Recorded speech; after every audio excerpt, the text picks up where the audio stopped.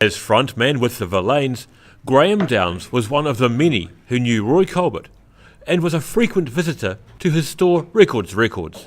Downs says Roy Colbert's passing is being felt across the world. Expected, but pretty crushing anyway. It's, pretty much a measure of the man's influence on so many people and so much history. It makes you reflect on so much history that's happened that probably in a town this size had no right to happen, really. So it's a really big deal for a lot of people. I've been fielding emails from all around the world today about it. So yeah, it's huge.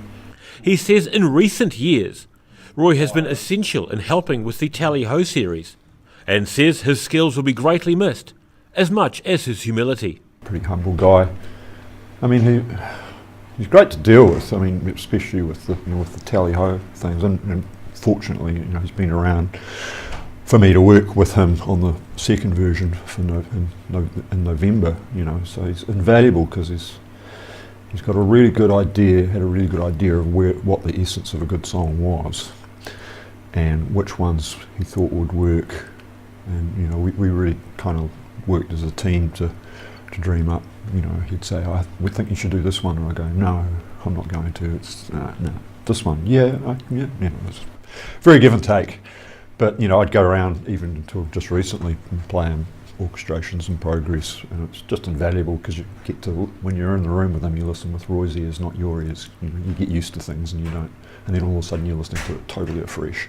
Roy Colbert was also a well-respected columnist, writing about music and golf for international audiences. Writer and poet Gayleen remembers Roy as a fellow journalist. Well, I know that he will definitely be missed. And a lot of people have got a lot of fond memories of him. He was like a dad figure to quite a few of us.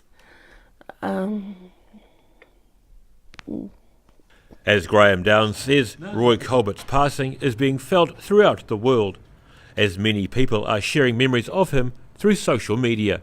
Yesterday, Dunedin lost one of its most humble and gentle men. I remember being a relatively unconfident 20-year-old and taking a cassette release in to him. He was gracious, humble, and always supportive. My thoughts are with the family at this time. Daryl Baser, The South Today.